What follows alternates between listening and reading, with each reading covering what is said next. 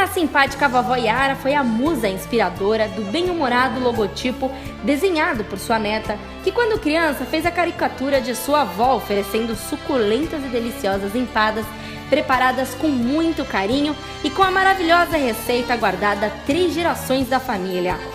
Utilizando somente ingredientes frescos, a empadaria da vovó tem como preocupação maior fornecer produtos saborosos e diferenciados de primeira qualidade. Essa empada é a melhor e eu recomendo. Empadaria da vovó. Bem mais que o tempo que nós perdemos, ficou pra trás também o que nos juntou. Ainda lembro que eu estava lendo, só pra saber o que você achou dos versos que eu fiz. E ainda espero resposta.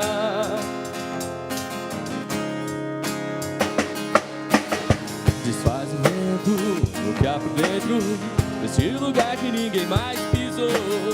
Você está vendo o que está acontecendo? Nesse caderno sei que ainda estão os versos seus, tão meus, que peço. Nos versos meus, tão seus, que peço que os aceite em paz. Eu fico que eu sou contigo do que vai adiante sem mais. Eu fico onde estou, prefiro continuar distante.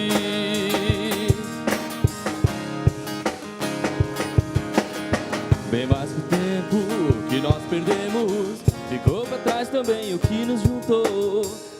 Então, a gente deixou algumas perguntas no ar e alguns questionamentos de todos nós a respeito da manutenção do que aconteceu em Brumadinho, do que aconteceu no helicóptero. A gente estava conversando agora no intervalo e, Haroldo, você fez um adendo sobre essa manutenção, o que foi?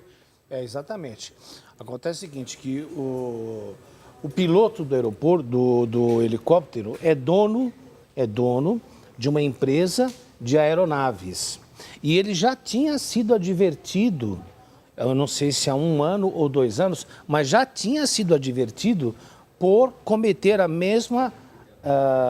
mesmo ato ilegal. Ou seja, as aeronaves que ele possui são aeronaves apenas para funcionar a nível de reportagens, fotografias. Ou seja, a primeira irregularidade dele foi a de colocar uma pessoa. Não poderia ter colocado o Boechat como nenhum turista, ou seja, não era a finalidade daquele... Ele não tinha autorização para isso. Né? Entendi. E a segunda é que o último vídeo apresentado hoje de manhã pelo telejornal mostra nitidamente o helicóptero vindo bem longe da rodovia e perdendo altitude, e dá sim a impressão de que ele já vinha em pane com um pouco de fumaça.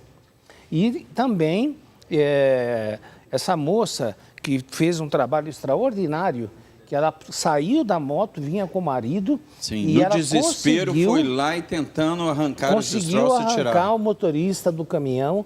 Que não sofreu nada. Ele não sofreu nada. Alguns arranhões. Acredita, doutor Erivaldo, que tudo tem sua hora? Sim, tudo tem sua hora, viu? Hora de nascer, hora de viver e também a hora de morrer. Eliana, você que lidou com a prática da morte durante anos, hoje você é procuradora de justiça, mas você acredita que exista isso? Eu acredito. Eu acredito porque é incrível, né? Eu estava ouvindo a Band News na hora que aconteceu. E eu moro exatamente em Barueri. Então, eu peguei a Castelo Branco e estava absolutamente congestionada. E aí veio a notícia que havia um helicóptero que tinha acabado de cair no Rodoanel. Então, já começava a se formar fila, porque foi exatamente ali perto da Castelo Branco. Nisso entra no ar, porque as pessoas têm mania de mandar o WhatsApp para a Rádio Band News e para a Rádio Trânsito.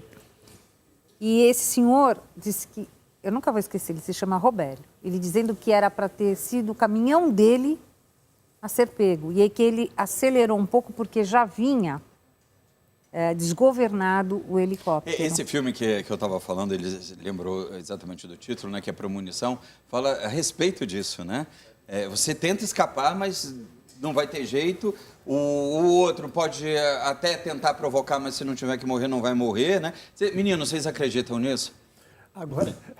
Agora, que premonição tão fortalecida é essa? De que imaginar que um helicóptero vai cair em cima de um... Meu Deus! Né? Ou não. que a lama vai envolver e todo mundo no Com Brumadinho. certeza. Quer dizer, por mais Ele chorava no ar. Por mais que... Você já imaginou você, sei lá, dirigindo uma estrada, um avião vir e cair em cima de você? Quer dizer...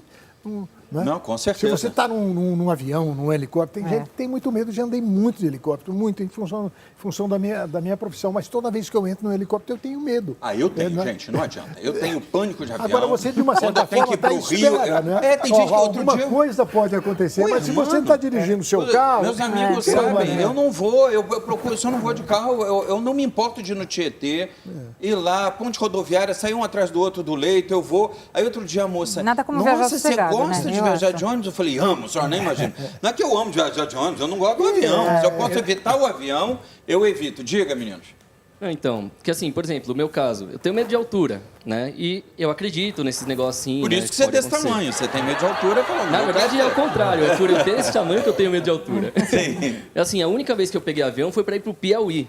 Aí o nervosismo foi tanto que, assim, eu sentei do lado da janela até, né? Então, assim, na hora que desceu, assim, o avião foi lá e pousou, eu não lembrava a palavra pousar, aí eu falei, na hora que o avião tava lá caindo e tal, aí a pessoa, como assim tava caindo? Então, mas assim, o medo às vezes troca as palavras, Pra né? mim, você falou que você viajou no banheiro o tempo inteiro. Haroldo, tem cura esses pânicos na psicologia? Não, cura tem. Você tem, inclusive, técnicas para quando uma pessoa está diante de um ataque de pânico e que muitas vezes ocorre no avião, porque principalmente no pânico, o que mais ataca é a impossibilidade de fuga imediata.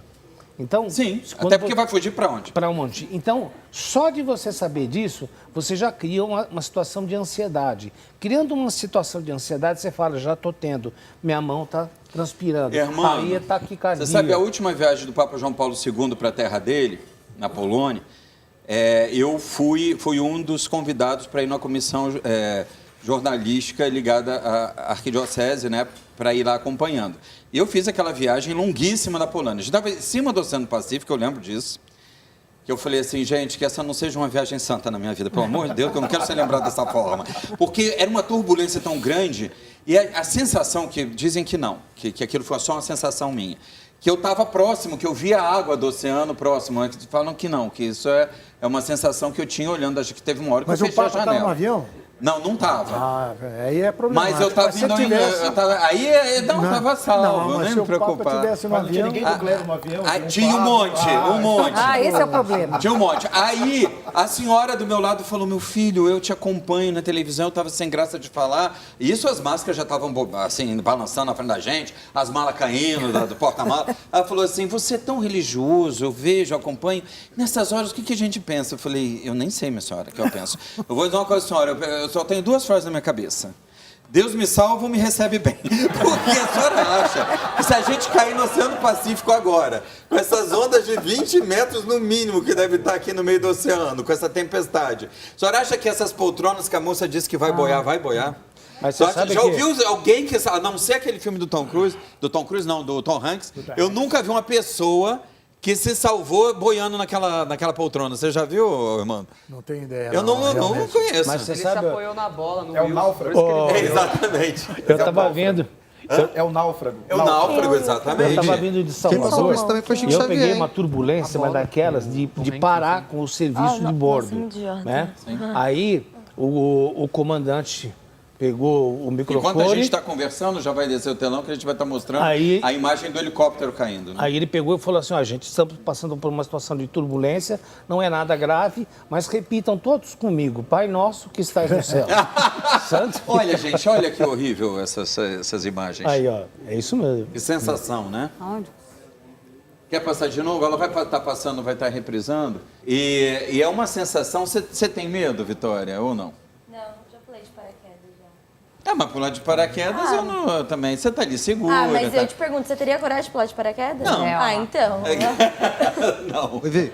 Olha a cena, Exatamente, olha é a a imagem. cena que o caminhoneiro descreve. Meu Deus. E ele fala que nasceu de novo. Vamos lá. Puxa Pode ir, vida, foi. hein? A gente tem... nós deixamos aqui, então, no ar um questionamento que foi com relação aos animais.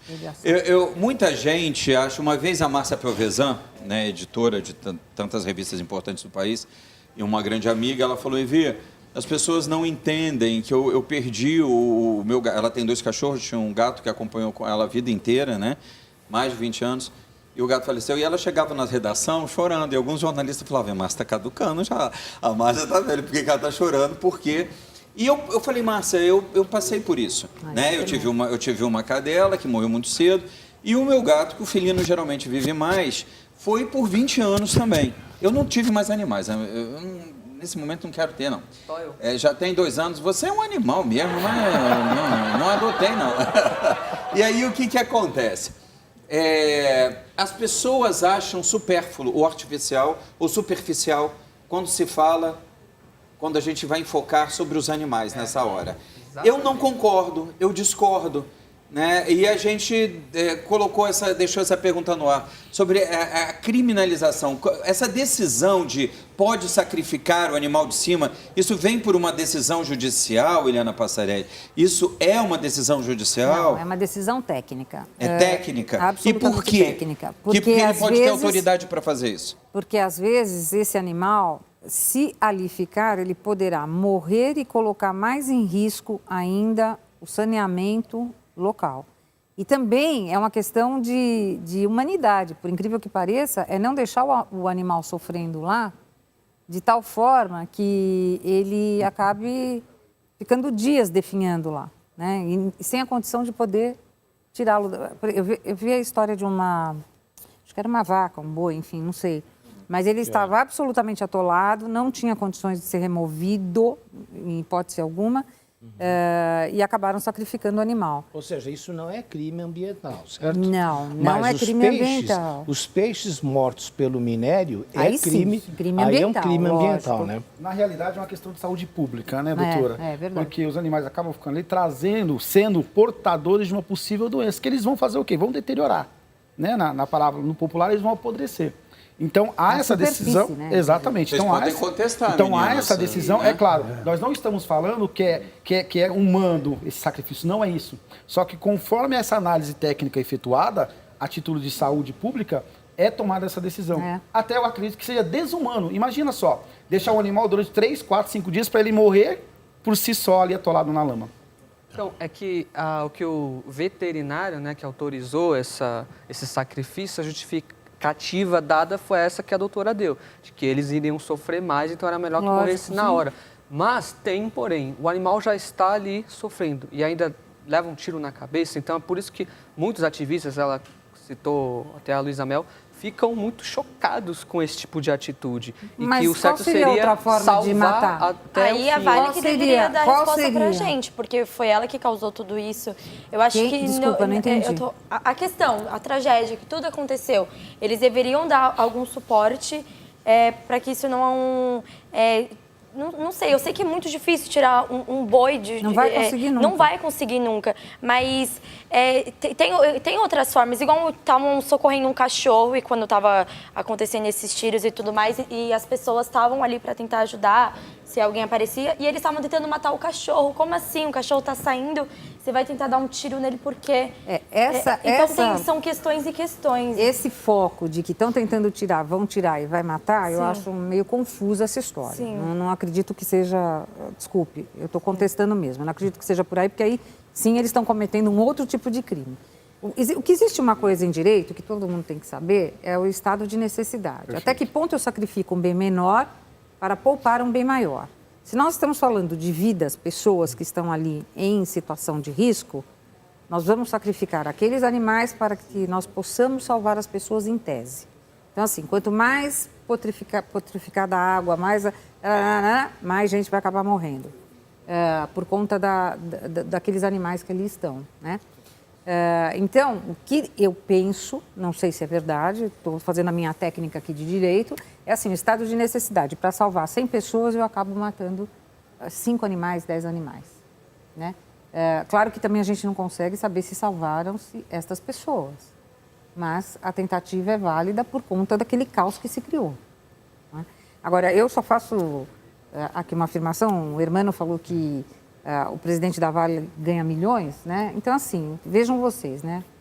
Caso de Mariana. Se ele ganha milhões, vamos colocar aí 2, 3 milhões, se morreram 300 pessoas, ele gasta 100 mil reais por cada uma, né? Por cada pessoa que ele matou a título de indenização, ele sai no lucro ainda. Isso no aspecto Que absurdo, civil. sai no lucro ainda? Sai no lucro. É a segunda empresa que mais lucra no ramo no mundo. Ele sai no lucro. Ele Não, pode isso pagar ele do bolso dele. pessoalmente, mas eu duvido que ele próprio vá, né, cobrir. É que aqui a gente não tem a empresa cultura. vai fazer isso por ele. Exato, a gente não tem a cultura de prevenção, porque a prevenção custa caro. A Mas gente nesse vai caso para o custaria remédio. bem menos, né? Não, custaria menos, mais. Evitar essa tragédia de uma forma mais... Não, vamos colocar 100 mil reais de indenização por cabeça lá, por pessoa. 3 milhões? É isso? 30 Agora, milhões? Mas o pior de tudo não é muito. que essas Não, mineradoras, porque ele ganha- né, as que são que nem plano de registradas, menos da metade foram vistoriadas, conforme diz aqui a revista Veja. Menos da metade elas foram vistoriadas, né? O que a gente sabe é que não foram vistoriadas, mas tem um papel, né? Como a gente encontra em tantos lugares aí em São Paulo, bares, restaurantes, que não recebe a visita coisa nenhuma de um agente e tem lá um papel que... Os alvarás de funcionamento. Ou seja, aí, para mim, isso se chama pedágio. Como Isso se aconteceu chama com o pedágio. Flamengo, como agora não sabemos totalmente o porquê e como, com o Bangu também. Vamos ver, com relação ao Flamengo, né, a matéria que nós temos do nosso departamento de jornalismo. Nos enviou. Santificado seja o vosso nome, venha a nós o vosso reino, seja feita a vossa vontade, assim na terra como no céu. O pão nosso de cada dia nos dai hoje, perdoai as nossas ofensas, assim como nós perdoamos aqueles que nos ofendido. Não nos deixeis cair em tentação, mas livrai do mal. Amém. Os jovens atletas que tinham entre 14 e 17 anos estavam dormindo no alojamento das categorias de base do Flamengo, no Ninho do Urubu, na zona oeste do Rio, quando o fogo começou. Esta manhã, a polícia instaurou um inquérito na 42ª DP, no Recreio dos Bandeirantes, para apurar as causas do desastre. Segundo peritos do Instituto de Criminalística Carlos Éboli, foi identificado um curto-circuito no ar-condicionado. Mas a perícia ainda está em andamento e não há prazo para ser concluída. O local estava completamente tomado pelas chamas. Não tinha, por mais que se tentou entrar e fazer alguma localização, a busca de alguém vivo, isso não foi. O resultado disso foi só encontrar os corpos. O Corpo de Bombeiros afirma que o Ninho do Urubu não tinha documentação definitiva de segurança. A permissão da prefeitura para funcionar era apenas como estacionamento. De acordo com um funcionário que trabalha no setor administrativo da base do Flamengo, na semana que vem, os meninos seriam transferidos do local onde estavam alojados para o centro de treinamento profissional. No total, 10 pessoas morreram. Eram 4 jogadores da base, 4 funcionários do clube e 2 atletas que faziam teste no Flamengo. 3 adolescentes ficaram feridos. Um deles, Jonathan Ventura, em estado grave. Todos foram levados para o Hospital Municipal Lourenço Jorge. O pai de um dos sobreviventes contou como foi a reação do filho, que conseguiu escapar do incêndio. Ele conseguiu chamar um, que é da mesma categoria dele, que é o que a gente conhece como Bolívia, que está no hospital. Só ele está muito abalado, né? Eu ligo para ele não consegue falar, só chorando. Emocionado, o presidente do Flamengo, Rodolfo Landim, falou da tragédia esta manhã. Estamos todos consternados. Essa é certamente a maior tragédia pela qual esse clube já passou nos últimos 123 anos, com a perda dessas 10 pessoas. Uma dor enorme porque ao chegarmos ou ao sairmos dos treinamentos, todos os dias nós vimos aquele sorriso com aqueles meninos tirando foto comigo, com os atletas. E ali é como se eles estivessem começando um sonho, que lamentavelmente foi interrompido. Gente, vimos sobre o Flamengo, né? Afinal de contas, esses presidentes de instituições, de empresas, que o Flamengo é uma empresa. Sim. É uma grande empresa. Sim. Grande marca. Recai sobre eles o julgamento. Eu gostaria de saber de vocês. Ele vai ter que responder sobre isso ou ele pode passar a bola? Não, do ponto Já de assumiu a vista... culpa. Já assumiram a culpa.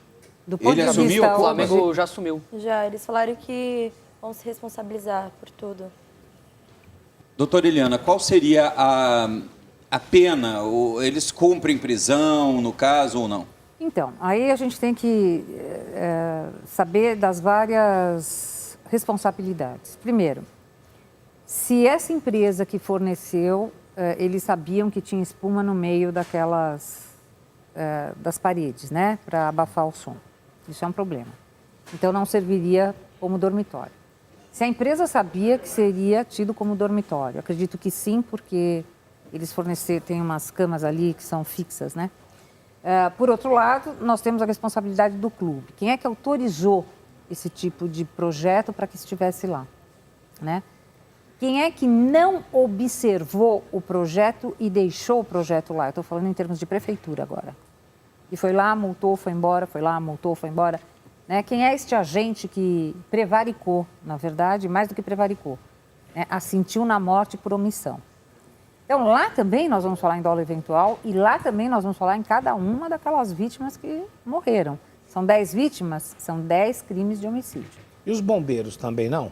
Porque... Os bombeiros não sabiam nem que tinha, é o que eu estou sabendo, que eles nem sabiam que tinha aquele dormitório lá. Em nenhum momento foram chamados para vistoriar aquilo como dormitório. Quando vistoriaram. E quando a gente fala, a prefeitura pode dar empresa, a prefeitura pode dar um alvará de funcionamento sem ter o alvará do Corpo de Bombeiros? São alvarás distintos, não. Diferentes. Para ter alvará, junta-se o Corpo de Bombeiros, como nós temos ali o hidran, como é que é o nome daquilo? Extintor. O extintor de incêndio. Bom, enfim, nós temos todos um padrão. Então, nesse padrão, nós temos prefeitura em termos de construção e a BITSE. Ela pode dar uma BITSE. Em termos de funcionamento, bombeiros. Por exemplo, aqui nós temos outros tipos de licença, né? Podemos dizer que a licença daqui seja em relação a todo esse maquinário que nós temos aqui. Então, isso vai variando conforme o estabelecimento. Escola, se a metragem é adequada pelo MEC, percebe? Então, em cada lugar vai a gente sobrar vai ter... para muita gente. Mas nós temos que analisar se houver porque, rigor, né? pelo que fiquei sabendo, era um estacionamento, né? Do próprio Flamengo, era um estacionamento aquela área, né, irmão? Salvo melhor memória que eu escutei na mídia. Era uma área de estacionamento. Pela planta e é um foi estacionamento. adaptado para que os jovens pudessem ficar ali alocados. Então, quando a gente fala em alvará, são essas variantes. Eu vou ainda além. Quando se fala em empresa, toda e qualquer empresa tem que ter o quê? Uma comissão interna de prevenção a acidentes, isso, que é a CIPA. Isso. Né? Cadê a CIPA do Flamengo? Aonde que um container, um local onde jovens dormem, quase 20 jovens, tem apenas uma saída? Então, tudo isso quem vê, é claro, são os bombeiros, se estivessem indo lá, a prefeitura tem a sua responsabilidade, tanto na esfera municipal, estadual e federal, temos que elencar também, contudo, a instituição Flamengo. Pois é aí que eu queria chegar. Tem a sua responsabilidade. Né? A instituição Flamengo e o sujeito que preside o clube. Não é? Sim. Ele Sim. tem que ter responsabilidade. Eu vejo aí o presidente do clube sendo entrevistado, lamentando, e o pessoal, de uma certa forma, até poupa. Poupando. Né? Mas escuta, isso é responsabilidade sua. O senhor não sabia que existia um alojamento nessas condições no seu clube? Não foi o senhor que autorizou, sabe? E aí, à medida em que, se a gente conseguir, né, responsabilizar esse pessoal, né, eu acho que isso aí, parar não vai, mas vai diminuir um pouco. Mas, Hermano, não é? você, com a sua experiência como jornalista, você não acha que o maior problema que nós temos hoje no país ainda continua o país do jeitinho, da falta de ética? Porque, veja bem, se eu tiver três casas... E se eu fizer uma adaptação nessas 3 casas, eu garanto a você que em menos de uma semana o fiscal está lá me anotando e me multando. Agora, se o fiscal ver, nas minhas 3 casas, eu estou fazendo uma adaptação, quer dizer que então ninguém da prefeitura viu a adaptação de um estacionamento para um dormitório. Quem é que multa a prefeitura nessa hora? É que tá, doutora. Não, tem que responsabilizar penalmente a prefeitura pela omissão causada. Eu não sei como é que é a subdivisão no Rio de Janeiro. Aqui nós temos as subprefeituras. Lá eu não sei como é que funciona. Se nós temos A gente tem também. Tem uma forma de subprefeitura, embora que cá entre nós, mal prefeitura e governo, a gente tem direito hoje lá no Rio de Janeiro. Mas eu acho que existe corrupção também atrás disso. Lógico. Né? Também acho. Agora, à medida em que você responsabiliza o presidente do Flamengo, os cartolas, a diretoria, o próximo presidente do Flamengo vai ter mais cuidado. Não é? O grande problema é a impunidade. Irmã, lembre-se do caso da Boate Kiss. Então, bem lembrado. Alguém foi preso até agora? Lembre-se daquele prédio no Rio de Janeiro que foi construído com areia da praia. Salvo melhor memória. O construtor morreu em Miami, numa bela mansão, morreu de câncer de morte natural. Não vamos Mas longe. não foi porque foi punido. Não vamos longe, vamos na nossa marginal aqui, a ponte que caiu. Desgaste natural, é claro. Mas cadê a manutenção? Cadê a preventiva feita nesses pontos? E outra coisa, de fonte, não vou dizer que seja oficial, mas realmente saiu de pauta, porque não foi só a ponte aqui perto da raia olímpica da USP. Outras pontes mais adiante... A Ponte do Limão, a entrada da Via Dutra. Exatamente, apresentando rachaduras, ferro envelhecido, ou seja, aquilo que também já tinha sido notado nessa ponte que teve essa quebra, esse desnível de 2 metros. O nosso último agora foi a Marquinhos do Ibirapuera. Vocês perceberam que ficou quieto? O Ibirapuera também, está sendo terceirizado. E privatização é a questão que envolve hoje o grande debate nessas situações. Porque se diz, mas a privatização vai resolver. A Vale foi privatizada. Não totalmente, mas foi privatizada. E aconteceu o que aconteceu. Então, até que ponto essa discussão da privatização, né, ela realmente vai resolver ou não? Você está tentando falar, Salomão, é isso? Então é só abrir a boca e ir falando. Se você não falar, faça como a Vitória fez. Prende com ela. Mas diga. Respondendo o que o doutor Haroldo falou e também respondendo isso que você acabou de falar da privatização, o caso do jeitinho brasileiro. Assim como o Flamengo, assim como a Vale, o Flamengo também é uma empresa privada. E se um bar, por exemplo, desrespeita a lei do PSI, no dia seguinte, o que a prefeitura faz? Coloca vários tijolos na porta, no dia seguinte. Como é que o Flamengo, com 30 multas da prefeitura, ninguém vai lá fechar? Então, existe claramente ou um jeitinho brasileiro, ou realmente não existe fiscalização para algumas coisas. Não existe a irmã não disse muito bem, alguém está levando algum. Vamos ver aqui no telão o que o nosso atual governador de São Paulo, Dória, fala a respeito disso.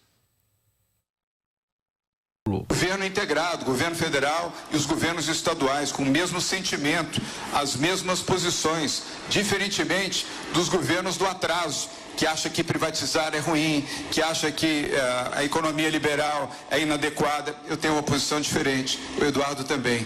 Nós queremos gerar empregos, gerar oportunidades para os brasileiros. Nós não queremos assistencialismo. Proteger os mais pobres é oferecer emprego e oportunidade de vida a eles. Não é a assistência eterna e a dependência permanente. É dar a oportunidade do trabalho. É isso que traz dignidade ao cidadão e às suas famílias. Ele é bom de discurso, né? Juliana Passarelli, o que você acha disso?